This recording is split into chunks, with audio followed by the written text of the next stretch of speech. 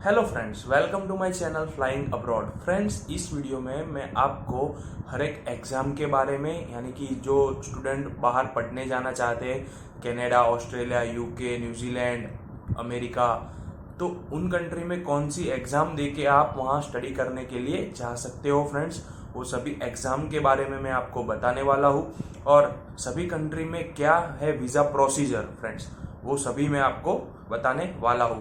तो फ्रेंड्स, इस वीडियो को बिना स्किप किए पूरा देखिए ताकि आप सभी कंट्री के बारे में जान सके, सभी एग्ज़ाम के बारे में जान सके फ्रेंड्स।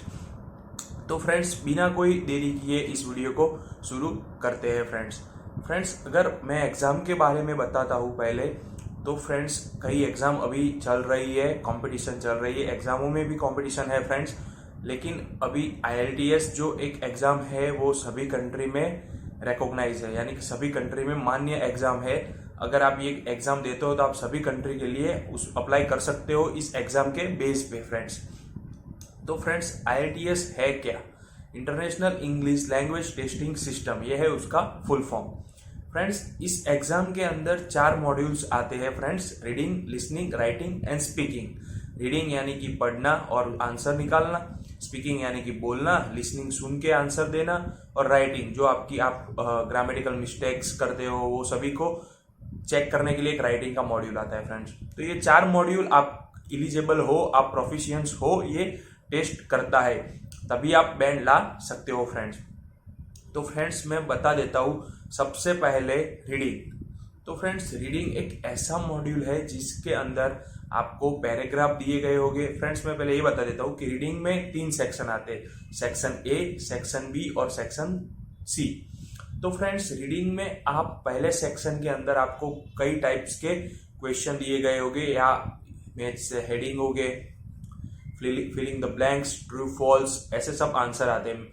हेडिंग मैच करना यानी कि फ्रेंड्स आपको एक पैराग्राफ दिया गया होगा, उस पैराग्राफ को देख के आपको उसमें से आंसर ढूंढ के उस पैराग्राफ को कौन सा आंसर सूटेबल है वो आपको बताना है फ्रेंड्स।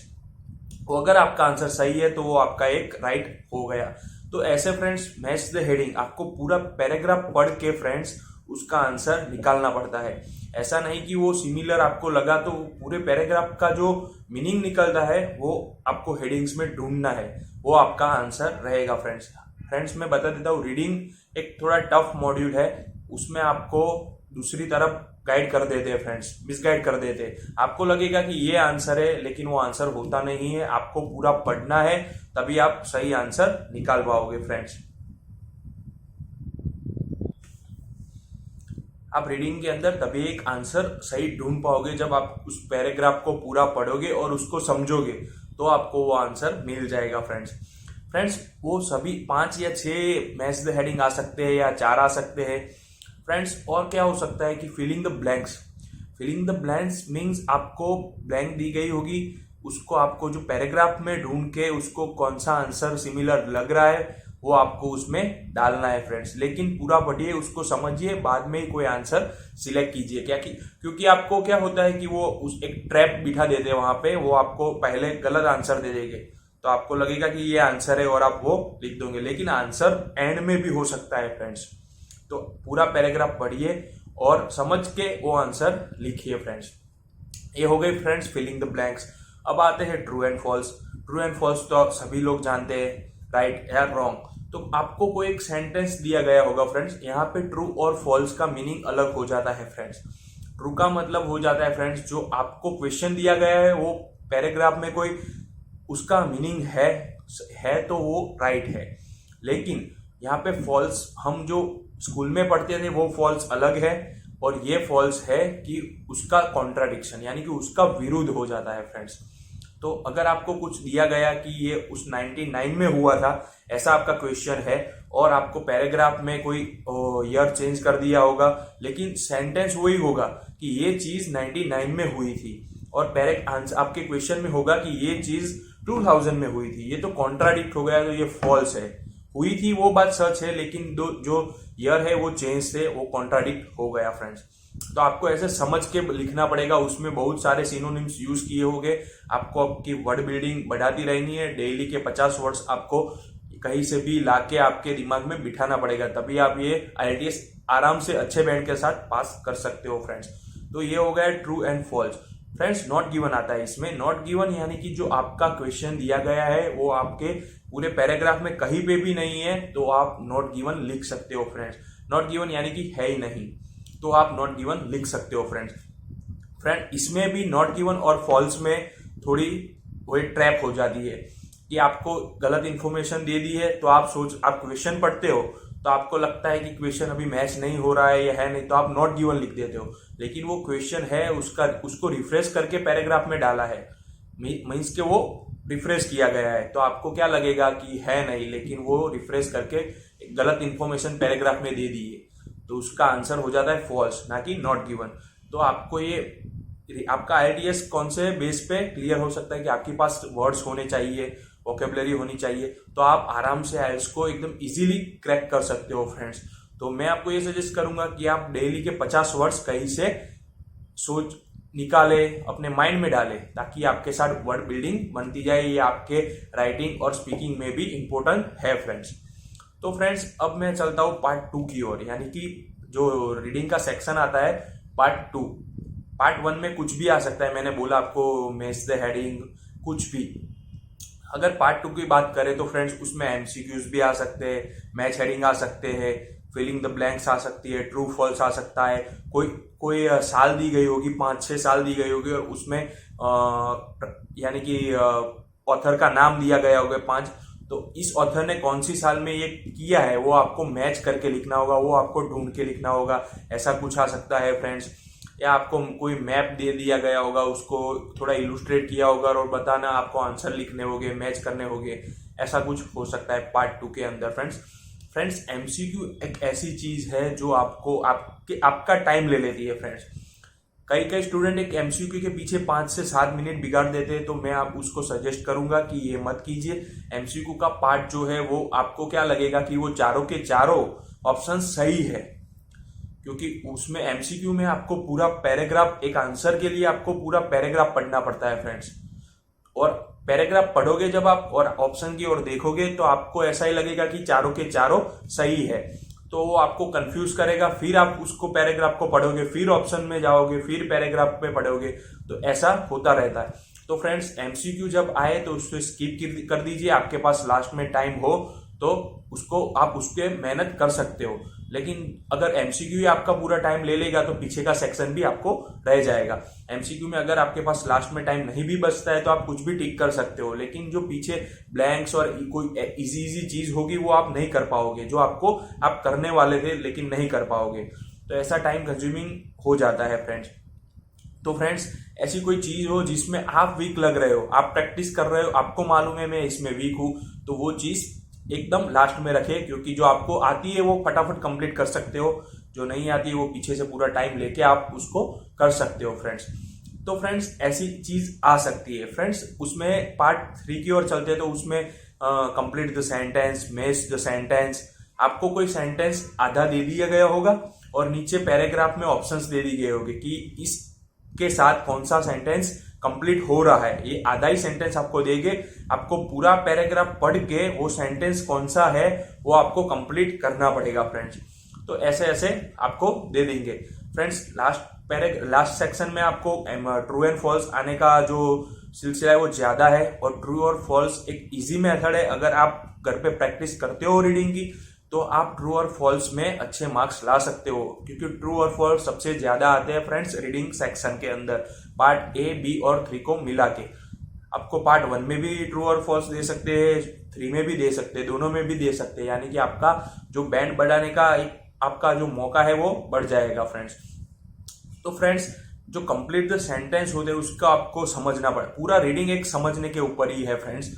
वो आप पैराग्राफ पढ़ोगे आपको लगेगा कि ये मैच हो रहा है, आपको ऑप्शंस भी पढ़ने पड़ेंगे, जो ऑप्शन उसके साथ मैच हो रहा है वो उसको उठा के वहां पे लिख देने का है फ्रेंड्स। टोटल 40 क्वेश्चन आते हैं रीडिंग के अंदर, आपको 1 घंटा दिया जाता है उसको कंप्लीट करने के लिए।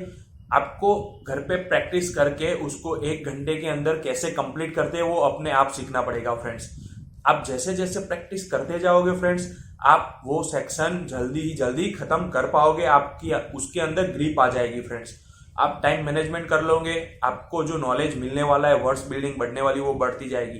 ये सब डिपेंड है आपकी प्रैक्टिस के ऊपर फ्रेंड्स।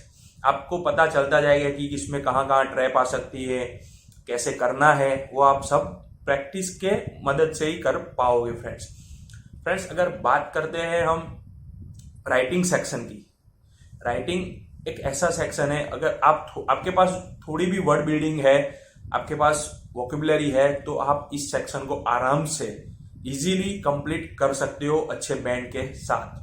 लेकिन आपके पास वर्ड बिल्डिंग और ग्रामेटिकल नॉलेज होना चाहिए फ्रेंड्स इसमें, क्योंकि राइटिंग ऐसा सेक्शन है वो आपको अंदर से डीपली चेक करता है, यानी कि ग्रामेटिकली अगर आप कुछ भी लिख रहे हो वो ग्रामेटिकली रॉन्ग है तो उसको पता चल जाता है कि ये ऐसे ही लिख रहा है, तो आपका एवरेज बैंड आता रहता है 5.5 6, जो अभी चल नहीं रहा है किसी यूनिवर्सिटी में।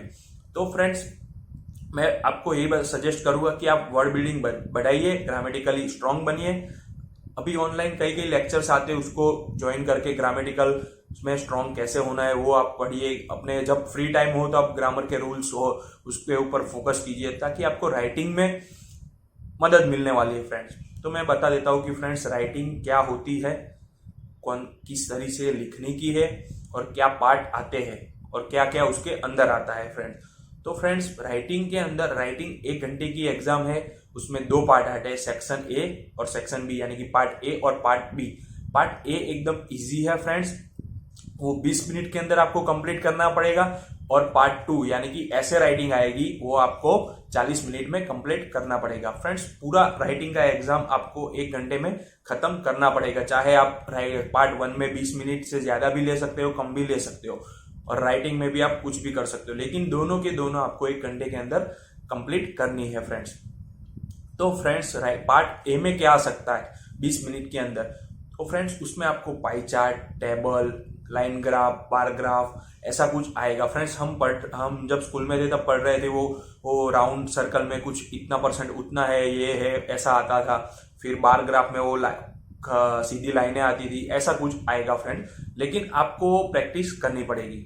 आपको पार्ट 1 के अंदर जो आपको लाइन ग्राफ या बार ग्राफ या पाई चार्ट देते हैं, तो उसके अंदर आपको कंपैरिजन करनी पड़ेगी फ्रेंड्स। उसके अंदर सबसे ज्यादा वर्ड बिल्डिंग यूज होती है। अगर आपके पास एक वर्ड के कई सिनोनिम्स है तो आप उसमें स्ट्रांग है, क्योंकि IELTS राइटिंग का रूल है कि आप एक ही वर्ड बार बार यूज नहीं कर सकते हो, आपको उसका सिनोनिम्स यूज करना पड़ता है। आप एक वर्ड्स को, आपके पास जितने भी सिनोनिम्स हो उतने अलग अलग लिख के वो करिए, क्योंकि आप एक ही सिनोनिम्स यूज करेंगे तो उसको मालूम लगेगा कि आपको कुछ आता नहीं है इस वर्ड के अलावा।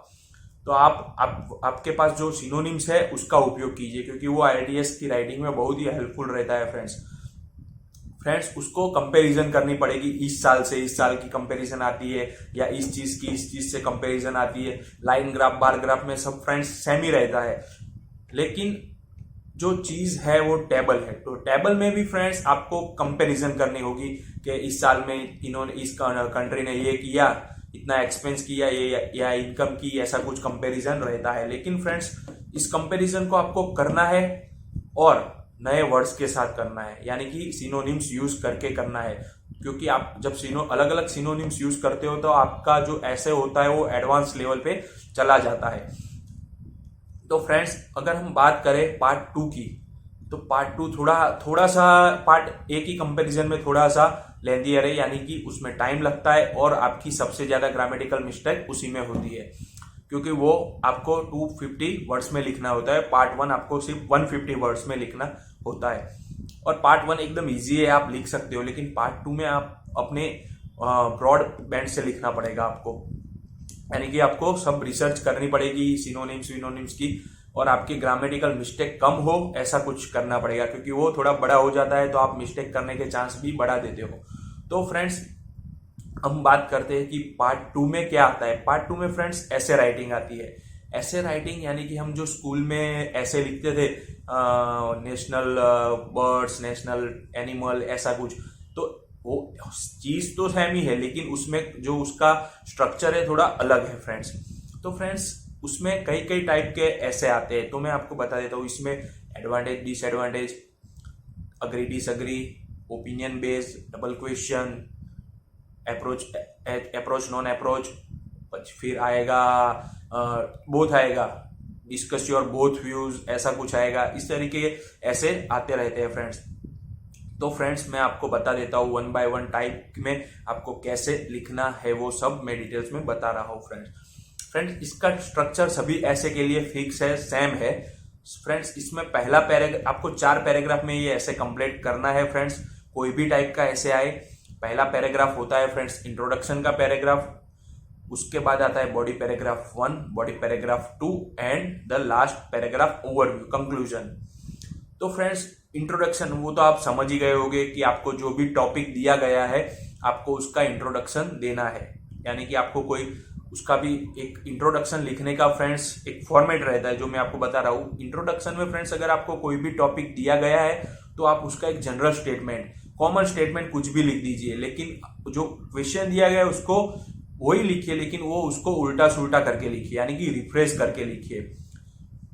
अगर आपको कोई क्वेश्चन ऐसा दिया गया है पब्लिक हेल्थ के बारे में या स्पोर्ट्स फैसिलिटी के बारे में, तो आप स्पोर्ट्स फैसिलिटी के बारे में, स्पोर्ट्स से ये होता है, आज के ज़माने में ये स्पोर्ट बहुत इंपॉर्टेंट है फिजिकल स्ट्रेंथ के लिए, ऐसा कुछ एक जनरल स्टेटमेंट लिख दीजिए।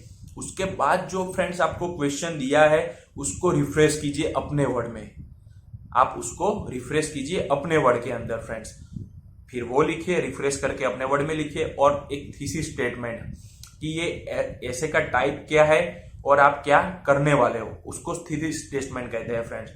तो आप थीसिस स्टेटमेंट लिख दीजिए और उसके बाद एक लाइन छोड़ के आप पैराग्राफ 2 यानी कि बॉडी पैराग्राफ 1 स्टार्ट कर सकते हो। अगर फ्रेंड्स एडवांटेज डिसएडवांटेज ऐसे है तो आपको बॉडी पैराग्राफ 1 में अगर आपको वो चीज जो क्वेश्चन दिया गया है कि मान लो कि जो मैंने बोला कि स्पोर्ट्स फैसिलिटी के बारे में, तो स्पोर्ट फैसिलिटी के एडवांटेज क्या है और डिसएडवांटेज क्या है वो आपको दोनों लिखना है। आपको क्वेश्चन इस तरीके से पूछता है कि एडवांटेज ज्यादा है या डिसएडवांटेज ज्यादा है, कई बार ऐसा पूछता है कि एडवांटेज और डिसएडवांटेज बताइए। तो जब ऐसा पूछे कि वो आपको एडवांटेज और डिसएडवांटेज बताओ तो आपको बॉडी पैराग्राफ 1 में एडवांटेजेस लिखने, बॉडी पैराग्राफ 2 में डिसएडवांटेजेस लिखने और कंक्लूजन लास्ट पैराग्राफ में आपको कंबाइन करके लिखना है फ्रेंड्स। अगर आपको ऐसा पूछता है फ्रेंड्स कि इसके एडवांटेजेस ज्यादा है या डिसएडवांटेजेस, तो फ्रेंड्स मैं ये सजेस्ट करूंगा कि आप ऐसा तो नहीं बोल सकते कि अच्छा ही अच्छा बोलना वो जरूरी नहीं है। अगर आपके पास पॉइंट लिखने के लिए ऐसा नेगेटिव साइड में भी आप पॉइंट लिख सकते हो ज्यादा, तो वो लिख सकते हो फ्रेंड। अगर आपको लगता है कि स्पोर्ट्स फिजिकल के पॉइंट नेगेटिव में ज्यादा है तो आप लिख सकते हो कि इसके डिसएडवांटेजेस ज्यादा है एडवांटेजेस के मुकाबले में। तो फ्रेंड्स जो चीज आप ज्यादा लिख सकते हो बॉडी पैराग्राफ 2 में लिखिए, जो चीज आप कम लिख सकते हो बॉडी पैराग्राफ 2 में लिखिए। तो फ्रेंड्स आपका ये एक सेंटेंस और एक ऑर्गेनाइजेशन हो जाएगा, ऑर्गेनाइज कर पाओगे आप पूरा का पूरा ऐसे। और एक वो जब एग्जामिनर वो पढ़ेगा तो उसको एक सीक्वेंस में मिलेगा पूरा, ठीक है फ्रेंड्स। और अगर आप कोई चीज से आपके पास नेगेटिव ज्यादा है पॉइंट्स, तो आप जब कंक्लूजन लिखने की बारी आए तो आप उसमें भी ऐसा लिख सकते हो कि स्पोर्ट्स फैसिलिटी हमें थोड़ा नेगेटिव मिल रहा है, ऐसा कुछ आप लिख सकते हो। वो तो आप जैसे प्रैक्टिस करोगे फ्रेंड्स वो आपको नॉलेज मिलता जाएगा फ्रेंड्स। अगर फ्रेंड्स बात करें एग्री डिसएग्री ऐसे की, तो फ्रेंड्स इंट्रोडक्शन सभी चीजों में सेम रहेगा। इंट्रोडक्शन का पैराग्राफ उसका फॉर्मेट सेम रहेगा। जनरल स्टेटमेंट जो आपको क्वेश्चन दिया गया है उसका आपको रिफ्रेश करके लिखना है, और आपका थीसिस स्टेटमेंट। फ्रेंड मेन चीज चालू होती है बॉडी पैराग्राफ से। अगर आपको कोई चीज दी गई है कि ऑनलाइन एजुकेशन अच्छा है, तो आप उसके साथ एग्री हो या डिसएग्री हो, तो वो आपको बताना है फ्रेंड्स। अगर आप ऐसा बोलते हो फ्रेंड्स आई एम एग्री, आपको बताना पड़ेगा थीसिस स्टेटमेंट में। थीसिस स्टेटमेंट इंपॉर्टेंट चीज है फ्रेंड, जो इंट्रोडक्शन का लास्ट पॉइंट है उसमें आपको बताना पड़ेगा I am agree with this statement. अगर आप एग्री हो तो आपको वहां बताना पड़ेगा कि I am agree with this statement. अगर आप नहीं एग्री हो तो आप वहां ऐसा भी बोल सकते हो I M disagree with this statement. अगर आप दोनों में आपको लगता है कि ये ऑनलाइन क्लासेस अच्छा भी है और बुरा भी है, आपके पास 50-50 है, तो आप ऐसा भी बोल सकते हो I am partially agree with this statement. Partially का मतलब 50-50। अगर आप ऐसा बोलते हो I am agree with the statement, तो आपको फ्रेंड्स जो बॉडी पैराग्राफ 1 रहेगा उसमें एग्री के ज्यादा पॉइंट लिखने हैं और डिसएग्री के दूसरे बॉडी पैराग्राफ 2 में डिसएग्री के थोड़े पॉइंट लिखने हैं। बाद में आपका कंक्लूजन होगा जो आप एग्री हुए वो लिखना है। फिर अगर आप फ्रेंड्स डिसएग्री रहते हो तो आपको पहला बॉडी पैराग्राफ 1 में आपको उसकी नेगेटिव साइड, यानी कि डिसएग्री हो तो कुछ नेगेटिव होगा तो ही डिसएग्री होगे, तो उसकी नेगेटिव साइड आपको बतानी होगी फ्रेंड्स। आप नेगेटिव साइड बताओगे, फिर आपको एग्री साइड में थोड़े पॉइंट्स लिखने हैं वो बॉडी पैराग्राफ 2 के अंदर। फिर आपको कंक्लूजन में आप क्यों डिसएग्री हो ऐसा कुछ एक स्टेटमेंट, 2 स्टेटमेंट लिख देने के फ्रेंड्स। अगर फ्रेंड्स आप पार्शियली एग्री हो तो आप बॉडी पैराग्राफ 1 में एग्री का भी लिख सकते हो, डिसएग्री का भी लिख सकते हो। बॉडी पैराग्राफ 2 में आपने बॉडी पैराग्राफ 1 में एग्री का लिखा है तो बॉडी पैराग्राफ 2 डिसएग्री। अगर आपने बॉडी पैराग्राफ 1 में डिसएग्री का लिखा है तो आप बॉडी पैराग्राफ 2 में एग्री का लिख सकते हो। जब आप पार्शियली एग्री होते हो तो आपके पॉइंट्स इक्वल होने चाहिए, 50 पैराग्राफ 50-50 होना चाहिए, ज्यादा कम नहीं। और आप जब कंक्लूजन लिखोगे तो आपको वही थीसिस स्टेटमेंट वहां लिखना है रिफ्रेश करके कि हाँ ये इसका अच्छे फायदे भी है और बुराइयां भी है। ऐसा करके आपको अपना ऐसे कंप्लीट करना होगा फ्रेंड्स। अगर बात करें ओपिनियन बेस्ड ऐसे की, ओपिनियन आपको मालूम ही होगा कि आपका ओपिनियन जानना चाहते हैं वो लोग। अगर हम इसी पॉइंट को ले लेते, इसी क्वेश्चन को ले लेते हैं कि ऑनलाइन स्टडी अच्छा है कि नहीं स्टूडेंट बच्चों के लिए, तो फ्रेंड्स आपको जनरल स्टेटमेंट लिख देना है कि study is the most important now days, ऐसा कुछ। फिर आपको उसको जो क्वेश्चन दिया गया है उसको रिफ्रेश करना है इंट्रोडक्शन में, और अपना थीसिस स्टेटमेंट उसमें आपको बोलना है आपका ओपिनियन क्या है, अच्छा है, बुरा है, क्या भी है। I as per my opinion I opine that, ऐसा कुछ करके आपको लिख देना है कि online study is not better for kids children. आप अग्री जैसा हो रहे हो तो I opine that online study is best for the student and convenience, ऐसा कुछ आप लिख सकते हो। आप जिस चीज पे आपका जो ओपिनियन है फ्रेंड्स, आपका जो ओपिनियन है जिस तरफ, वो आप बॉडी पैराग्राफ 1 में वो पैराग्राफ आपका उस पे लंबा होना चाहिए, और थोड़ा बॉडी पैराग्राफ 2 के अंदर वो आपका जो आप ओपिनियन आप क्यों नहीं हो उसके साथ, आप ओपाइन क्यों नहीं हुए, तो वो थोड़ा लिख देने का है। अगर आपका ओपिनियन जिस पे रहता है ना फ्रेंड्स, वो बॉडी पैराग्राफ 1 में आना चाहिए और वो बड़ा होना चाहिए। बॉडी पैराग्राफ उससे थोड़ा छोटा होगा चलेगा, और आपका जो कंक्लूजन है उसमें भी आपको ओपिनियन दे देना है फ्रेंड्स। तो फ्रेंड्स ये हो गया ओपिनियन बेस, या आपका ओपिनियन जानना चाहते हैं कि ऑनलाइन स्टडी बच्चों के लिए अच्छी है या नहीं, तो आप अपना ओपिनियन दे सकते हो फ्रेंड्स। अगर नहीं है तो आप ऐसा भी बोल सकते हो, वो आपको कोई बैंड कम नहीं दे देंगे अगर आप ऐसा बोलोगे कि ऑनलाइन स्टडी अच्छी नहीं है। आप बोल सकते हो फ्रेंड्स, आपका जो आपने जो लिखा है वो ग्रामेटिकली और लॉजिकली अच्छा होना चाहिए, सही होना चाहिए। बाकी आप कुछ भी लिख सकते हो, जो आपके पास अगर नेगेटिव पॉइंट्स ज्यादा है तो वो लिख सकते हो, लेकिन वो ग्रामेटिकली और लॉजिकली अच्छा और सही होना चाहिए फ्रेंड्स। अब बात करते हैं डबल क्वेश्चन ऐसे की फ्रेंड्स। तो फ्रेंड्स क्वेश्चन के अंदर आपको 2 क्वेश्चन दिए गए होंगे, जो ऐसे का वो क्वेश्चन होगा उसमें 2 क्वेश्चन दिए गए होंगे। तो आपको पहले इंट्रोडक्शन के अंदर वो आपका जनरल स्टेटमेंट, आपका जो क्वेश्चन होगा उसको रिफ्रेश करना है, और डबल क्वेश्चन ऐसे के अंदर आपका थीसिस स्टेटमेंट नहीं रहता है, या आप लिखना चाहते हो तो ऐसे भी लिख सकते हो कि this is this and this is this, ऐसा कुछ करके जो आपका क्वेश्चन है उस तरफ से आप लिख सकते हो फ्रेंड्स। बॉडी पैराग्राफ 1 में आपको क्वेश्चन 1 दिया गया होगा तो आपको उसको रिफ्रेश करना पड़ेगा, यानी कि उसके बारे में लिखना पड़ेगा, और दूसरा क्वेश्चन होगा वो बॉडी पैराग्राफ 2 में आएगा फ्रेंड्स। आप कोई भी क्वेश्चन आगे पीछे लिख सकते हो, लेकिन मैं ये सजेस्ट करूंगा जो क्वेश्चन आपको क्वेश्चन में सीक्वेंस में दिए गए उसी तरीके से आप बॉडी पैराग्राफ 1 और 2 लिखिए फ्रेंड्स, और आपका ओपिनियन यानी कि कंक्लूजन का पैराग्राफ लिखिए फ्रेंड्स। ये से आपके ऐसे के टाइप्स, सभी ऐसे के टाइप्स है जो मैंने आपको डिटेल्स में बता दिए कैसे आ सकते हैं फ्रेंड्स।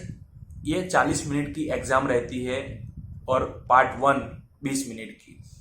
आप जब प्रैक्टिस करोगे तो आपको पहले टाइम आपके पास टाइम नहीं होगा, ये आप पूरे टाइम में नहीं कंप्लीट कर पाओगे, लेकिन जैसे जैसे आप प्रैक्टिस करते जाओगे आप टाइम जो 60 मिनट है उसमें कंप्लीट करोगे, और प्रैक्टिस करोगे तो आपके पास 5 मिनट भी बचेगी। और ऐसी प्रैक्टिस करना कि आप दोनों चीज कंप्लीट कर दे तो आपके पास 5 मिनट बचे फ्रेंड्स। क्योंकि ये 5 मिनट आपके लिए बहुत इंपॉर्टेंट है। आपका 1 या 1.5 बैंड भी बढ़ा सकता है। कैसे? तो फ्रेंड्स, अगर आपने राइटिंग में टास्क 1 और टास्क 2 कंप्लीट कर लिया 55 मिनट में, 55 मिनट के अंदर आपके पास 5 मिनट बच गई, तो वो एग्जामिनर आपके पास से वो पेपर लेके नहीं चला जाएगा। वो 5 मिनट के बाद जब टाइम कंप्लीट होगा तो सभी के एक साथ ही पेपर लेगा। तो आपके पास जो 5 मिनट बची है फ्रेंड्स, उसमें आप अपना जो पार्ट 1 और पार्ट 2 है वो पढ़ लीजिए। फ्रेंड्स, अगर आपने कहीं पे स्पेलिंग मिस्टेक की है, ग्रामेटिकल मिस्टेक की हो, तो आपको दिखाई देगा। फ्रेंड्स, चेकिंग करेंगे ना फ्रेंड्स, आपका जो आपने लिखा है वो आप पढ़ेंगे ना शांति से, तो आपको मालूम पड़ेगा कि आपने मिस्टेक की है, ये की है, तो आपको उसको सुधार सकते हो फ्रेंड्स। तो इससे भी आपके बैंड्स इंक्रीज हो सकते हैं फ्रेंड्स। तो मैं आपको यही सजेस्ट करूंगा कि आपका राइटिंग का जो पूरा एग्जाम है वो 50 से 55 मिनट के अंदर कंप्लीट करें, ताकि आपके पास जो रिमेनिंग टाइम है उससे आप आपका ऐसे चेक कर सकते हो फ्रेंड्स। उससे आपका बैंड बढ़ सकता है अगर आपने कहीं पे भी मिस्टेक की है तो। नहीं की है तो फ्रेंड्स हमारा कुछ जानने तो वाला नहीं है।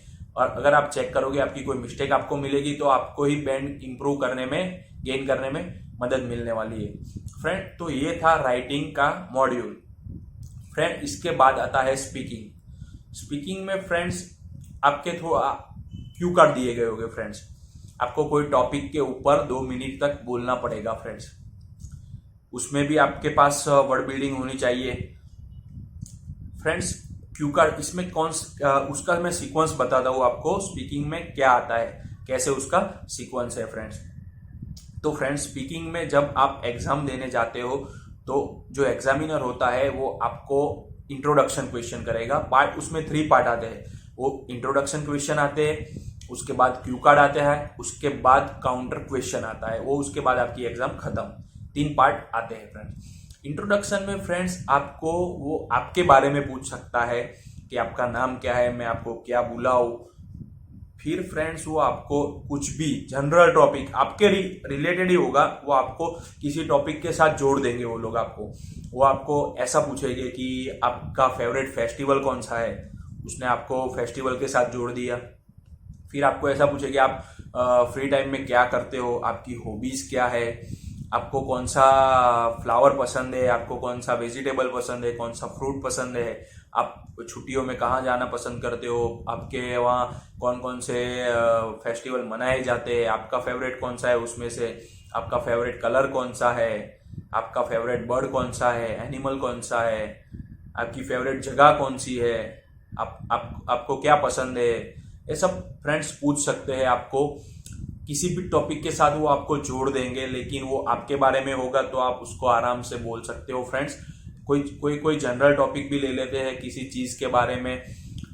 फिर जब आपका इंट्रोडक्शन पार्ट 1 खत्म होता है फ्रेंड्स, वो नॉर्मल 4-5 मिनट का चलता है फ्रेंड्स। 7-8 क्वेश्चन का होता है फ्रेंड्स आपका इंट्रोडक्शन पार्ट फ्रेंड। उसके बाद एग्जामिनर आपको एक क्यू कार्ड देगा। क्यू कार्ड यानी कि वो आपको एक कोई ऐसा क्वेश्चन, क्यू कार्ड में ऐसा क्वेश्चन आता है, describe A time when you enjoy a lot, describe A time when you watch A movie, describe A time when you go outside and enjoy a lot, describe A time when you enjoy ए जू। ऐसा कुछ topic दे देते हैं friends. अगर आपको ऐसा topic मिल जाता है कि describe A time, describe A last time when you celebrate, तो इसके बारे में आपको ऐसा नीचे क्लूज दिए गए होंगे 3 कि when you enjoy, where you enjoy, आपने क्या एंजॉय किया और आपका एक्सपीरियंस क्या है, how did you feel, how did you felt. ऐसा कुछ आपको पॉइंट्स दे देंगे फ्रेंड्स। वो आपको जब क्यू कार्ड देगा तो आपको 1 मिनट का ही टाइम देगा उसके ऊपर थिंक करने के लिए, टॉपिक बिल्ड करने के लिए। 1 मिनट में तो फ्रेंड्स आप कुछ भी बिल्ड नहीं कर पाओगे, लेकिन अगर आप स्पीकिंग की प्रैक्टिस करते हो तो आप टॉपिक को देख के ही सब बिल्ड कर पाओगे। तो ऐसा टॉपिक दे देंगे आपको और 1 मिनट देंगे, उसके बाद आपको वो बोलने को बोलेंगे। तो आपको फ्रेंड्स वो टॉपिक 2 मिनट तक बोलना है। और खास चीज उसमें क्या है कि जब आप स्पीकिंग की एग्जाम दे रहे हो तो उसमें सारे के सारे clues, where you enjoy, when you enjoy, कैसा लगा आपका एक्सपीरियंस, क्या इंजॉय किया, वो सभी पॉइंट्स उसमें कवर हो जाने चाहिए फ्रेंड्स। तभी वो आपका क्यू कार्ड कंप्लीट माना जाता है। वो अगर आप ये पॉइंट्स कवर नहीं करते हो फ्रेंड्स तो आपको आईएलटीएस में बैंड कम मिलेंगे स्पीकिंग के अंदर, क्योंकि वो पॉइंट्स इसीलिए दिए गए हैं क्योंकि आप उसको कवर करो। तो फ्रेंड्स जब आपका स्पीकिंग कंप्लीट होता है तो काउंटर क्वेश्चन पार्ट 3 शुरू होते हैं। तो फ्रेंड्स पार्ट 3 के अंदर क्या होता है, आपने जो पार्ट 2 के अंदर बोला है, आपको कुछ सेलिब्रेशन के बारे में टॉपिक मिला, तो आपने बताया कि मैंने बर्थडे पार्टी सेलिब्रेट की, तो वो आपको उसी रिगार्डिंग क्वेश्चन करेंगे। वो आपको अंदरों अंदर आपके ही आंसर में वो आपको ट्रैप में डाल देंगे, वो आपको फंसाएंगे। आपके जो आपने क्वेश्चन के आप जो पार्ट 2 में बोले हैं ना क्यू कार्ड में, उसी में आपको वो फंसाएंगे, लेकिन आपको उसमें फंसना नहीं है। कैसे नहीं फंसना है वो सिर्फ फ्रेंड्स आप प्रैक्टिस के वजह से ही जान सकते हो। आप प्रैक्टिस करोगे तो आप जान पाओगे। तो फ्रेंड्स आपको प्रैक्टिस करनी है, तो आप क्वेश्चन के आंसर कैसे दे सकते हो आप अपने आप जान जाओगे। वो आपको पूछेंगे कि आपकी कंट्री में सेलिब्रेशन कैसा है, यूजुअली होता है नहीं, ऐसे सेलिब्रेशन होते ही नहीं, ऐसा आपको पूछेंगे। लेकिन ये काउंटर क्वेश्चन में वो आपकी बजा देते हैं फ्रेंड्स एग्जामिनर। तो आप प्रैक्टिस करेंगे तो आपको मालूम पड़ेगा कि ये काउंटर क्वेश्चन आपको कैसे कंप्लीट करने हैं फ्रेंड्स मैं ये बता देता हूँ कि स्पीकिंग की प्रैक्टिस आपको कैसे करनी है। फ्रेंड, अगर आपके पास कोई फ्रेंड्स नहीं है स्पीकिंग की प्रैक्टिस करने के लिए, आपको जैसा भी इंग्लिश आता है, जैसा भी इंग्लिश बोल सकते हो बोलिए। आपके पास सुनने वाला कोई नहीं है तो आप मिरर के सामने खड़े रह जाइए, आप अपना स्पीकिंग मिरर के सामने देख के बताइए। वो आप देख सकेंगे कि आप कैसा बोल रहे हो।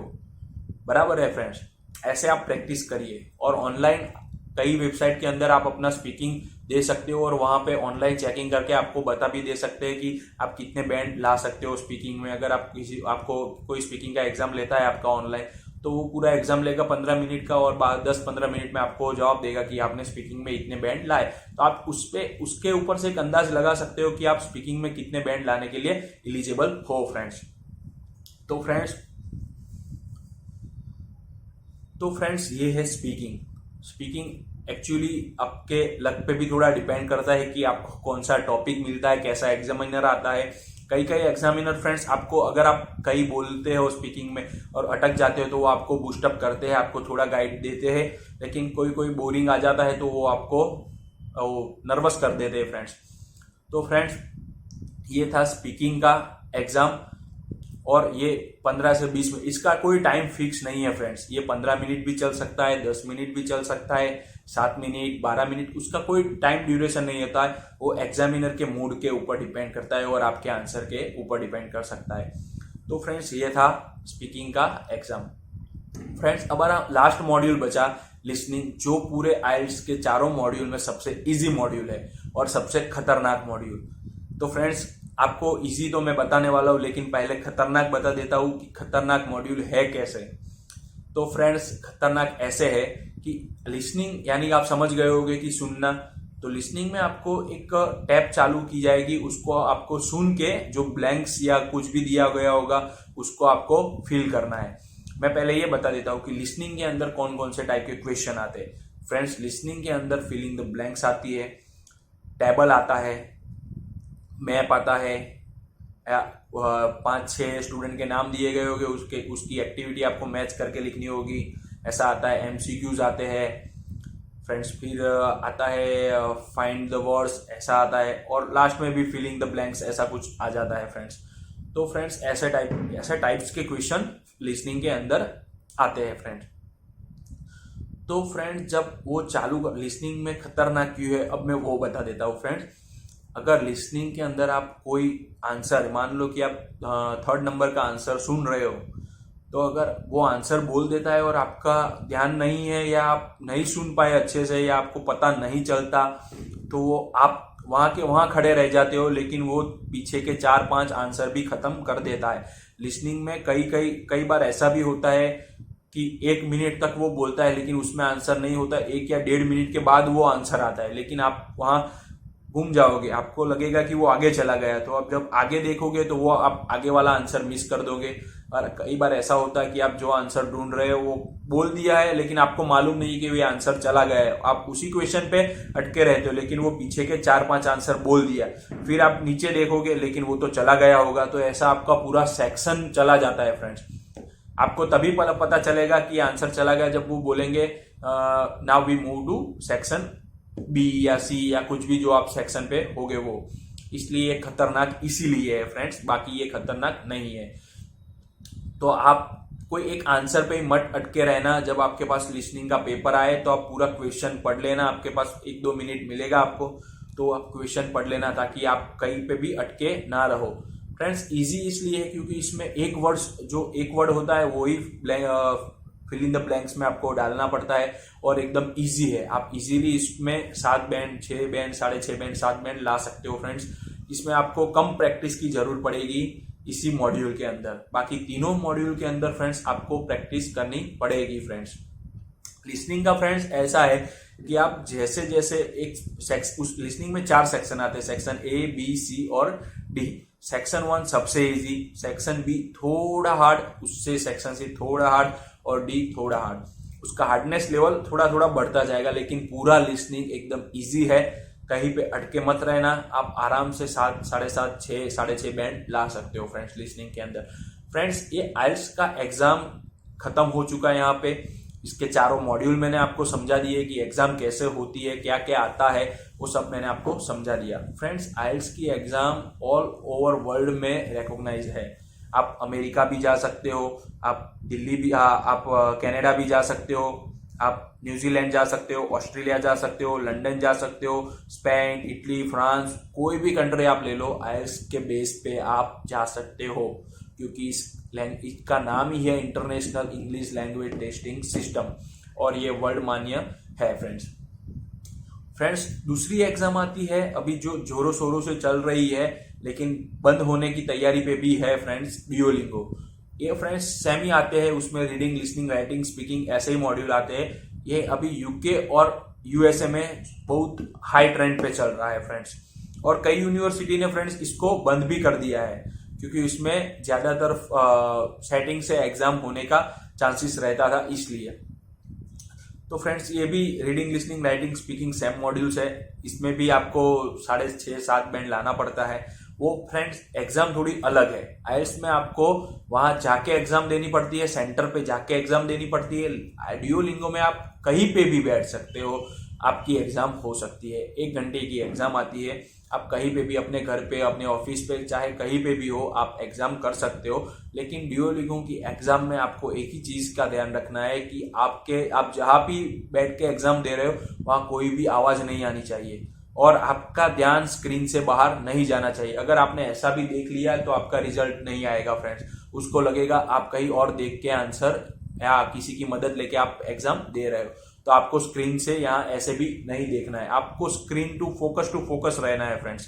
तो ये डुओलिंगो की एग्जाम में फ्रेंड्स आपको 1 या 2 दिन में रिजल्ट मिल जाता है।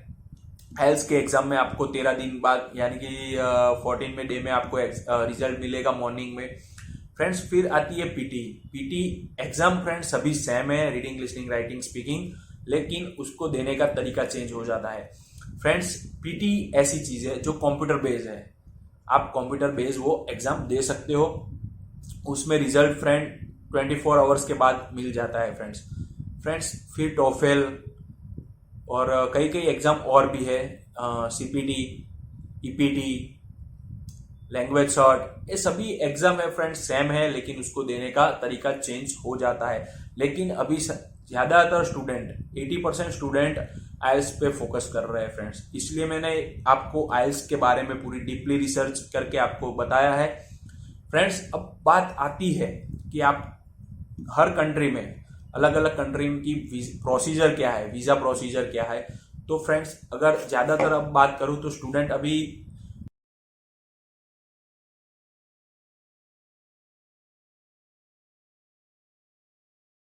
कनाडा जाना पसंद करते हैं। तो फ्रेंड्स मैं बता देता हूँ कि कनाडा की प्रोसीजर कैसे होती है, आपको क्या कोर्स लेना है या आप कौन सा कोर्स ले सकते हो। तो फ्रेंड्स कनाडा के अंदर जब आपको अप्लाई करना है तो आपको सबसे पहले कॉलेज में जो वीजा एप्लीकेशन फीस होती है $100, $150, $50, वो फीस क्रेडिट कार्ड से पे करके आपको उसको सब अपने डॉक्यूमेंट्स, ज्यादातर लोग अपने एजेंट के द्वारा ही फाइल करवाते हैं। तो आपका एजेंट आपके लिए कॉलेज में एप्लीकेशन करेगा आपके लिए, तो उसको आपको सारे एजुकेशन डॉक्यूमेंट 10th 12th आपके जो बैचलर हो किया हो तो बैचलर, ना किया हो तो वो, फिर आपका आइल्स का रिजल्ट, वो बेसिक डॉक्यूमेंट्स जो रहते हैं फ्रेंड्स वो आपको आपके एजेंट को देना पड़ता है। वो यूनिवर्सिटी को सेंड करता है और आपका ऑफर लेटर मंगवाता है। कनाडा के अंदर फ्रेंड्स ऑफर लेटर आने में 3 से 4 वीक लग जाता है। उससे पहले भी आ सकता है, 2 दिन में भी आ सकता है, 3 दिन में, 1 वीक में, 2 वीक में, 3 वीक में, 4 वीक में, ऐसा कोई फिक्स नहीं रहता है, लेकिन 4 वीक के अंदर आ जाता है नॉर्मली। तो फ्रेंड्स जब आपका ऑफर लेटर आता है तो आपके ऑफर लेटर के अंदर लिखा होगा जो कंडीशन होगी वो आपको फुलफिल करनी पड़ेगी। आपको जो कंडीशन दी होगी उसमें फीस की होगी, जीआईसी की होगी और आपके डॉक्यूमेंट्स की होगी। तो वो आपको बोलेंगे आपको इतनी फीस पे करनी है। अभी कनाडा का सिनेरियो है वो आपको फर्स्ट ईयर की पूरी फीस पे करवाता है फ्रेंड्स। आपको पहले साल की पूरी फीस पे कर देनी है यहाँ से। जब आप फीस पे करोगे बाद में आपको जीआईसी करवानी होगी वहाँ के बैंक में। $10,200 का जो आपको पेमेंट डिपॉजिट करना है वो आपको नोवा स्कॉशिया बैंक में ज़्यादातर करवाते हैं वो लोग। जब आपका जीआईसी हो जाएगा, आपकी जो आपने फीस पे की है उसकी रिसिप्ट, जीआईसी का सर्टिफिकेट, उसके बाद आपको मेडिकल के लिए जाना पड़ेगा अपने शहर में जो भी मेडिकल मान्य हॉस्पिटल है वहाँ पे, वहाँ से मेडिकल आपका सर्टिफिकेट। और जब ये सब कंप्लीट हो जाता है फ्रेंड्स तो आपको जो डॉक्यूमेंट की रिक्वायरमेंट बताएंगे कि ये डॉक्यूमेंट चाहिए, ऐसे फॉर्मेट में डॉक्यूमेंट चाहिए, वो सभी डॉक्यूमेंट आपको आपके एजेंट को देना होगा। वो आपकी जो फाइल एक तैयार करेगा, उसके बाद आपका वीज़ा वो रखने वाला होगा। तो वीज़ा के टाइम जो $235 की फीस होगी वो पे करेंगे और आपका वीज़ा रख दिया गया। उसके बाद फ्रेंड्स आपको 2 या 3 दिन के बाद या जो भी डेट अवेलेबल होगी उसमें आपको बायोमेट्रिक करवाना रहेगा। बायोमेट्रिक में यहाँ आपका फिंगर, आई रेटिना और सब स्कैन करेंगे। ये हो जाने के बाद आपको वहाँ से जो रिसिप्ट मिलेगी वो आपको एजेंट को देनी, वो वीज़ा एम्बेसी में चढ़ा देगा। फ्रेंड इसके बाद आपको टोटली वेट करना है, रिलैक्स हो जाना है, क्योंकि आपका काम खत्म, अब काम हो गया वीज़ा वाले का, एम्बेसी का। फ्रेंड्स वो आपको 7 दिन में, 10 दिन में, कुछ भी टाइम में आपको वो वीज़ा दे सकते हैं। अगर वीज़ा नहीं देंगे, कोई रिजेक्शन देंगे तो वो आपको रिजेक्शन लेटर भी सेंड करेंगे कि हमने इस रीज़न से आपको रिजेक्ट किया है फ्रेंड। तो ये हो गई कनाडा की बात। कनाडा के बाद फ्रेंड्स हम बात करते हैं कि ऑस्ट्रेलिया। तो फ्रेंड्स ऑस्ट्रेलिया के अंदर क्या है प्रोसीजर। तो फ्रेंड्स ऑस्ट्रेलिया के अंदर पीटी एग्जाम, जो ऑस्ट्रेलिया की एक स्पेसिफिक एग्जाम, ऑस्ट्रेलिया की खुद की एग्जाम है, और आइल्स। तो फ्रेंड्स वो पीटी जो होता है उसको रिजेक्शन का चांस बहुत कम रहता है, क्योंकि वो उसके खुद की एग्जाम है। अगर आपके पास आइल्स में 6.5 बैंड है तो आप इलिजिबल हो, मान लो ये मैं बात कर रहा हूँ सिर्फ, और आपके पास पीटी में 6 बैंड हो तो भी आप इलिजिबल हो, क्योंकि वो उसके खुद की एग्जाम है। वो आधा बैंड, 1 बैंड कम होगा तो भी चला लेगा। तो फ्रेंड्स उसमें कोर्स के ऊपर आपका आइल्स का जो इंग्लिश लैंग्वेज का प्रोफिशिएंस होता है वो लेवल अलग हो जाता है। आप जिस तरीके के कोर्स में जाते हो वहाँ पे उसकी बैंड की रिक्वायरमेंट अलग अलग रहती है। आप नर्सिंग में जाते हो तो उसमें बैंड की रिक्वायरमेंट हाई रहेगी, आईटी में हाई रहेगी। अगर आप मैनेजमेंट फील्ड में जाते हो तो उसमें मीडियम रहेगी। तो फ्रेंड्स ऐसे ऐसे उसकी बैंड की रिक्वायरमेंट रहती है। नॉर्मली फ्रेंड्स अभी ऑस्ट्रेलिया में 6 बैंड में, नॉट लेस देन 5.5 बैंड में वीज़ा लग रहा है। बहुत सारे स्टूडेंट जा रहे हैं हर कोर्स में। तो फ्रेंड उसमें प्रोसीजर क्या रहती है। प्रोसीजर फ्रेंड्स सबसे पहले हर कंट्री में ऑफर लेटर मंगवाना रहता है, उसको आपको सभी डॉक्यूमेंट्स देना पड़ेगा। फ्रेंड्स ऑस्ट्रेलिया के बारे में पहली मेन चीज़, आपके पास जो आपके अकाउंट में बैलेंस दिखाना पड़ता है वो 6 महीने जूना यानी कि ओल्ड, 6 मंथ ओल्ड बैलेंस होना चाहिए। अगर आपके पास 6 मंथ ओल्ड बैलेंस नहीं है तो आप लोन लेटर से भी अप्लाई कर सकते हो। उसमें आपकी जो रिक्वायरमेंट रहेगी वो आपको यूनिवर्सिटी से बता दी जाएगी कि आपको इतना बैलेंस करना पड़ेगा, इतना बैलेंस चाहिए आपके अकाउंट के अंदर 6 मंथ ओल्ड। तो वो आपको रिक्वायरमेंट उसकी फुलफिल करनी है फ्रेंड्स। फिर आपके डॉक्यूमेंट्स में आपके फादर मदर का आपको जो स्पॉन्सर कर रहा है उसके रिटर्न्स रखने पड़ेंगे 2-3 साल के, लास्ट 2-3 साल के। फ्रेंड्स वो तो डॉक्यूमेंटेशन की बात हो गई। फिर पहला काम आपका होगा ऑफर लेटर मंगवाना। ऑफर लेटर आ जाता है फ्रेंड्स, उसमें अलग अलग रहता है फ्रेंड, अलग अलग चीज़ रहती है फ्रेंड्स। कई यूनिवर्सिटी आपको पहले ऑफर लेटर दे देती है, उसके बाद इंटरव्यू करती है। कई यूनिवर्सिटी की रिक्वायरमेंट ऐसी कि पहले इंटरव्यू करेंगे और उसको लगेगा कि ये एलिजिबल है तो आपको ऑफर लेटर देगा। फ्रेंड्स, आपके पास ऑफर लेटर आ गया बिना इंटरव्यू के, तो आपको इंटरव्यू के लिए प्रिपेयर रहना है। किसी भी टाइम इंटरव्यू आ सकता है। अगर आपका इंटरव्यू आया, बाद में आपको ऑफर लेटर मिला है, तो कोई चिंता नहीं, आपका इंटरव्यू नहीं आएगा।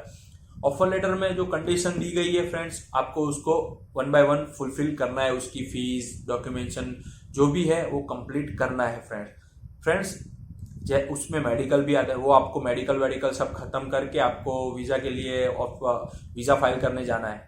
आपने वीजा फाइल, अभी तो फ्रेंड्स ऑस्ट्रेलिया की वीजा फीस डिक्लाइन कर दी, यानी कि वीजा फीस 0 कर दी है। तो एक स्टूडेंट के लिए अभी अच्छी अपॉर्चुनिटी है कि जो कुछ भी पैसे बचे वो बच गए। तो फ्रेंड्स, जब वीजा रखते हो तो ऑस्ट्रेलिया के अंदर 45 दिनों के 45 डेज के अंदर आपको वीजा मिल जाता है। कई स्टूडेंट को 2 दिन में भी मिलता है, 3 दिन में, 5 दिन में, 10 दिन में, ज्यादातर तो जल्दी ही मिल जाता है फ्रेंड्स। 45 डे लगता भी नहीं है किसी को। कोई स्टूडेंट को लगता है, किसी केस में थोड़ा कॉम्प्लिकेशन आ जाता है तो वो ज्यादा टाइम ले लेते, बाकी 10-15 दिन में सभी को वीजा मिल जाता है फ्रेंड्स। तो थी फ्रेंड्स ये ऑस्ट्रेलिया की procedure. Friends, same procedure New Zealand के अंदर है। ऑस्ट्रेलिया और न्यूजीलैंड की प्रोसीजर सेम है फ्रेंड्स। अगर मैं बात करूं अब यूएसए की, तो फ्रेंड्स यूएसए में अभी मैंने बोला आपको कि आईएल्स भी चल रहा है, ड्यूओलिंगो भी जोरों शोरों से चल रहा है।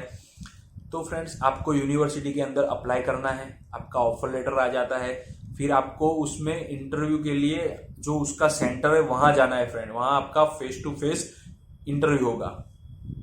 तो फ्रेंड्स, उसके लिए आपको बैंक में फीस पे करके डेट बुक करनी रहेगी। इंटरव्यू और बायोमेट्रिक की वो खत्म हो जाए बायोमेट्रिक, उसके बाद आपका इंटरव्यू होता। इंटरव्यू में अगर आप पास हो गए फ्रेंड्स, इंटरव्यू 1 से 2 मिनट तक का ही होता है। वो आपको 1 या 2 क्वेश्चन ही पूछ लेते हैं, हार्ड से हार्ड, मतलब ज्यादा से ज्यादा 1 या 2 क्वेश्चन भी पूछ लेते हैं फ्रेंड्स। तो आपको उसका आंसर देने का, और आंसर के बाद वो आपको वहां ही पता चल जाएगा कि आपको वीजा मिला है कि नहीं। अगर वो आपको पासपोर्ट रिटर्न कर देता है तो वो आपका रिजेक्शन हुआ। अगर वो आपका पासपोर्ट ले लेता है तो वो आपका वीजा लगा। फ्रेंड्स, ये है यूएस का प्रोसीजर, सबसे फास्ट। आपको इंस्टेंट पता चल जा रहा कि आपका रिजेक्शन मिला है कि आपको वीजा लगा है। अगर आपका रिजेक्शन हुआ है तो वो आपको एक लेटर और आपका पासपोर्ट दे देगा, वो लेके आपको वापस चला जाना है। और आपका पासपोर्ट ले लेता है तो वो पासपोर्ट लेने के बाद भी आपको चला जाना है, क्योंकि वो स्टैंप लगने के बाद अपने कुरियर पे आ जाता है घर पे। फिर आप वहाँ जो उसकी फीस की रिक्वायरमेंट है, ऑफर लेटर में जो रिक्वायरमेंट दी गई वो फुलफिल करके आप वहाँ फ्लाई कर सकते हो फ्रेंड्स, अब बात करते हैं यूके की। अभी सबसे ज्यादा स्टूडेंट कनाडा के बाद यूके जा रहे हैं फ्रेंड्स, क्योंकि यूके के अंदर अभी आइल्स का रिक्वायरमेंट, आइल्स नहीं होगी तो भी चलेगा, क्योंकि वो अपने 12th के बेस के ऊपर भी वहां पे जा सकते हैं फ्रेंड्स। 12th के बेस के ऊपर यानी कि फ्रेंड्स, वहां आप अगर आपके 12th में इंग्लिश में 60% है तो आप MOI बेस के ऊपर जा सकते हो फ्रेंड्स। MOI बेस मतलब मीडियम ऑफ इंस्ट्रक्टर, आप इसके बेस पे वहां जा सकते हो फ्रेंड्स। यूके के अंदर डॉक्यूमेंटेशन थोड़े ज्यादा है, तो मैं आपको हर एक डॉक्यूमेंटेशन के बारे में बताऊंगा। तो फ्रेंड्स, सबसे पहले मैं आपको बता देता हूं कि उसमें स्टेप बाय स्टेप चलते हैं फ्रेंड्स। प्रोसीजर के साथ डॉक्यूमेंट जो लगेगा वो मैं आपको बताऊंगा फ्रेंड्स। यूके के अंदर अगर आप ड्यूओलिंगो के बेस पे अप्लाई करते हो या आइल्स के बेस पे अप्लाई कर सकते हो, तो आप जैसे भी अप्लाई करोगे तो फ्रेंड्स, यूके की यूनिवर्सिटी आपको 15 दिन या 20 दिन के अंदर जो आपको ऑफर लेटर प्रोवाइड करेगा उसके अंदर फ्रेंड्स रिक्वायरमेंट होगी, उसका कंडीशंस होगा। तो आपको पहले वो रजिस्ट्रेशन फीस पे करवाएंगे, उसकी रिसिप्ट आप जब यूनिवर्सिटी को पे करोगे तो वो आपको इंटरव्यू के बारे में आपकी डेट शेड्यूल करेंगे, आपका इंटरव्यू शेड्यूल करेंगे फ्रेंड्स। यूके का इंटरव्यू थोड़ा लंबा रहता है, 25 से 30 मिनट का यूनिवर्सिटी का। उसमें फ्रेंड्स क्या क्या क्वेश्चन पूछते हैं वो भी मैं बता देता हूँ। वो आपको पूछ सकते हैं, tell me something about yourself, आपका लास्ट एजुकेशन क्या है, आपने एजुकेशन खत्म करने के बाद आपका कोई वर्क एक्सपीरियंस है। फिर ऐसा पूछ सकते हैं कि आपको स्पॉन्सर किसने किया है, आप कौन सी यूनिवर्सिटी में स्टडी करने जा रहे हो। फिर आपको ऐसा भी पूछ सकते हैं कि आपने ये यूनिवर्सिटी ही क्यों चूज की, आपने यूके ही क्यों चूज किया। फिर आपको ऐसा भी पूछ सकते हैं आपने दूसरी कंट्री क्यों नहीं चूज की। आप यूके जा रहे हो तो आप यूके जाके कहाँ रहने वाले हो, आपका पासपोर्ट नंबर, आपका यूके के यूनिवर्सिटी का एड्रेस, फिर आपको पूछेगा अभी पाउंड का रेट क्या चल रहा है, आपको क्या पसंद है, आपका आइडियल कौन है। तो फ्रेंड्स ऐसे क्वेश्चंस भी आपको पूछ सकते हैं। ये सभी क्वेश्चन ज्यादातर पूछते हैं क्योंकि ये 25 से 30 मिनट तक का इंटरव्यू है। लेकिन अगर आप एक दिन प्रिपरेशन करते हो तो आप ये इंटरव्यू क्रैक कर सकते हो। मैं फ्रेंड्स ज्यादातर स्टूडेंट अभी जा रहे हैं यूके, तो मैं इसके ऊपर एक इंटरव्यू के ऊपर एक मैं स्पेशल वीडियो बनाया है। आप ये वीडियो ऊपर आई बटन में दिए गए लिंक पे क्लिक कीजिए और वहां देख लीजिए। फ्रेंड्स अगर आपको आई बटन पे ये वीडियो नहीं मिलता है तो आप मेरी चैनल पे जाके वो वीडियो यूके यूनिवर्सिटी इंटरव्यू ऐसा मैंने टाइटल दिया है, वो आप उस पे जाके वो पूरा एक लाइव इंटरव्यू है वो आप देख सकते हो कि इंटरव्यू कैसे होता है, तो वो आप देख सकते हो फ्रेंड्स अब बात करते हैं इंटरव्यू। अगर आप इंटरव्यू क्रैक कर देते हो, आप पास हो जाते हो, तो 1 या 2 दिन में आपको आंसर मिल जाएगा कि आप इंटरव्यू में पास हो। तो फ्रेंड्स इंटरव्यू में पास होने के बाद वो आपको अनकंडीशनल लेटर सेंड करते हैं, जो आपको बाकी की फीस है जो आपको दूसरी लाइन में दी गया होगा ऑफर लेटर में कि आप इतनी फीस पे कर दो और वीज़ा के लिए अप्लाई करो। तो आपको जो फीस होगी वो यहाँ से पे करनी है, उसकी रिसिप्ट आ जाए वो आपको यूनिवर्सिटी को सेंड करनी है प्रूफ के लिए। फ्रेंड जब आप फीस पे करते हो उसके बाद आपका मेडिकल आता है, वो आपको मेडिकल करवाने अपने जो शहर में हॉस्पिटल है वहाँ जाके मेडिकल करवाना होगा। वो उसका जो मेडिकल सर्टिफिकेट वो डॉक्यूमेंट चाहिए आपको वीज़ा के लिए। फ्रेंड ये सभी डॉक्यूमेंट जब आप यूनिवर्सिटी को सेंड करते हैं तो वो कैश लेटर आपको सेंड करेगा। कैश यानी कि आपका confirm visa, cash means confirm acceptance of studies. ये लेटर अगर आपके पास आ जाता है तो समझ लो आपका वीज़ा लग गया। इस लेटर और सभी डॉक्यूमेंट के साथ आपको वीज़ा के लिए यहाँ आपके शहर में जो वीज़ा ऑफिस होगी वहाँ आपको वीज़ा रखने के लिए जाना होगा। फ्रेंड्स यूके के वीज़ा के अंदर भी कैटेगरी आती है, वीज़ा कैटेगरी। अगर आपको 24 आवर्स में आपकी वीज़ा चाहिए, आज आपने रखे वीज़ा तो आपको कल वीज़ा लेना है तो आपको सुपर प्रायोरिटी वीज़ा कैटेगरी में जाना होगा। उसकी फीस 1 लाख के ऊपर है फ्रेंड्स अगर आपको 5 दिन के अंदर चाहिए वीज़ा, आज को लेके 5 दिन के अंदर चाहिए तो आपको प्रायोरिटी में जाना पड़ेगा। प्रायोरिटी में आपकी 27,000 प्लस रहेगी फी, यानी कि 55 जैसी आपकी फीस रहेगी।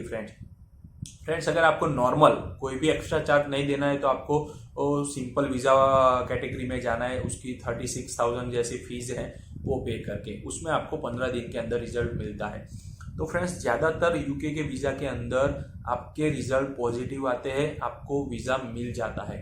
फ्रेंड्स वीज़ा मिलने के बाद यूके आप ट्रैवल कैसे कर पाओगे तो उसका भी थोड़ा प्रोसेस है।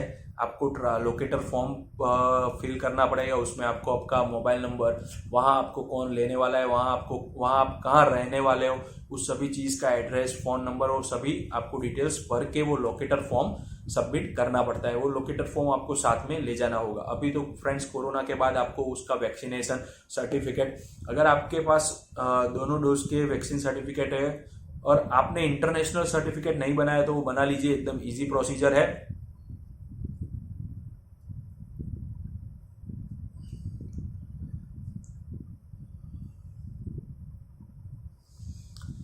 एकदम इजी प्रोसीजर। अगर आपने इंटरनेशनल सर्टिफिकेट नहीं बनाया तो वो बना लीजिए, एकदम इजी प्रोसीजर है। आप कोविन में रजिस्टर कर लॉग इन करके जो आपका सर्टिफिकेट है उसमें इंटरनेशनल करके आपका पासपोर्ट डाल के इंस्टेंट आप डाउनलोड कर सकते हो। आपके सर्टिफिकेट में आपका पासपोर्ट आ जाएगा तो वो आपका इंटरनेशनल वैक्सीन सर्टिफिकेट हो गया, वो रिकॉग्नाइज करते हैं।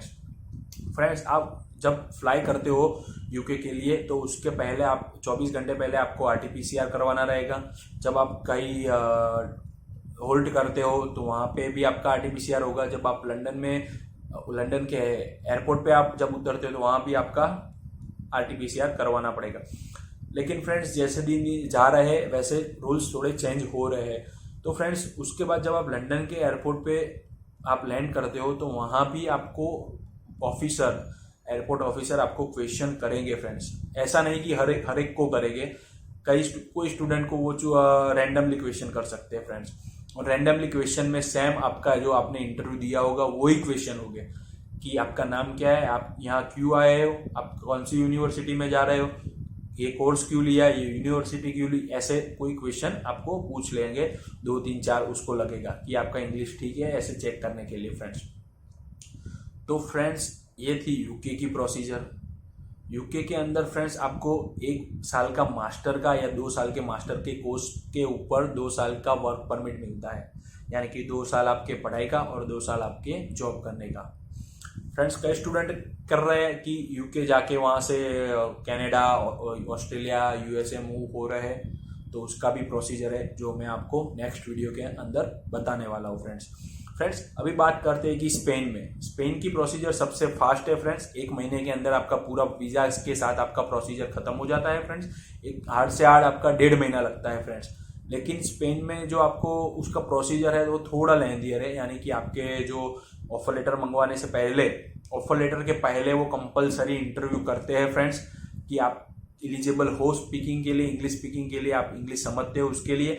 जैसे ही आपका इंटरव्यू खत्म होता है वो आपके 1 या 2 घंटे में आपका आंसर दे देते कि आप पास है नहीं। फिर 1 या 2 दिन छोड़ के आपको ऑफर लेटर दे देते, आपके पास फीस पे करवाते हैं।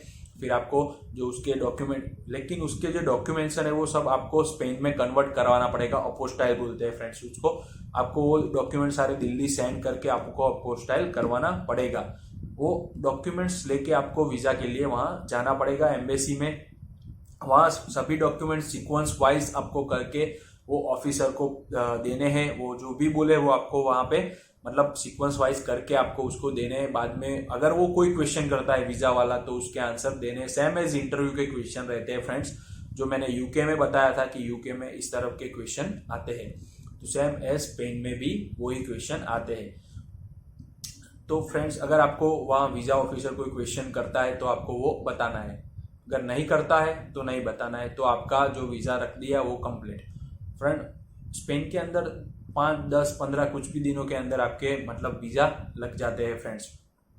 और ये प्रोसीजर पूरी 1 से 1.5 महीने की है। इसमें भी फ्रेंड्स आपका 3 साल पुराना अपने जो स्पॉन्सर रहेगा उसका आईटी रिटर्न और सब वो चाहिए होगा डॉक्यूमेंट में। जब आप फाइल रखने जाओगे तो फिर आपको जो बैलेंस दिखाना पड़ेगा वो उसकी रिक्वायरमेंट के हिसाब से आपको अपने अकाउंट में अंदर 28 डेज ओल्ड या 3 मंथ ओल्ड जो भी बैलेंस की रिक्वायरमेंट होगी वो आपको फुलफिल करनी पड़ेगी। ये सारी रिक्वायरमेंट आप जब फुलफिल कर लोगे ना फ्रेंड, तभी आपको वीज़ा के लिए जाना है, तभी आप वीज़ा रख सकते हो फ्रेंड। और उसके जो कोई भी टाइम के अंदर 10 या 15 दिन, 1 या 2 वीक के अंदर आपको वो वीज़ा प्रोवाइड कर देते हैं फ्रेंड्स। तो फ्रेंड्स अभी जो कंट्री चल रही थी जहाँ स्टूडेंट जा रहे हैं वो मैंने आपको सभी कंट्री के बारे में, कौन सी एग्जाम दे के कौन क्या एग्जाम है वो सब मैंने आपको बता दिया है। अगर फ्रेंड्स आपको ये वीडियो पसंद आई है तो इस वीडियो को लाइक, शेयर और सब्सक्राइब जरूर कर दीजिए। अगर ये वीडियो किसी के लिए हेल्पफुल है तो उसे जरूर से जरूर शेयर कीजिए और इस चैनल को सब्सक्राइब करना और बेल आइकन को दबाना मत भूलिएगा फ्रेंड्स, क्योंकि मैं अगर आप फ्यूचर में भी न्यू अपडेट मिलते रहेंगे इस वीडियो और इस टॉपिक के रिलेटेड तो इस चैनल को सब्सक्राइब कर दीजिए friends. Thank you for watching my video.